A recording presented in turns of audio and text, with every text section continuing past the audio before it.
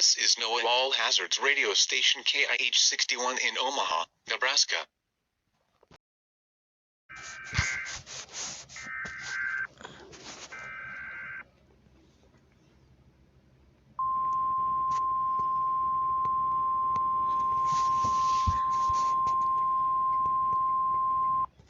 The National Weather Service in Omaha has issued a tornado warning for Omaha County in southeastern Nebraska, southeastern Odo County in southeastern Nebraska, until 10 p.m. Central Daylight Time. At 9:38 p.m., a severe thunderstorm capable of producing a tornado was located 5 miles southeast of Johnson, or 26 miles northwest of Falls City, moving northeast at 50 miles per hour. Hazard: tornado and quarter-size hail. Source: radar indicated rotation.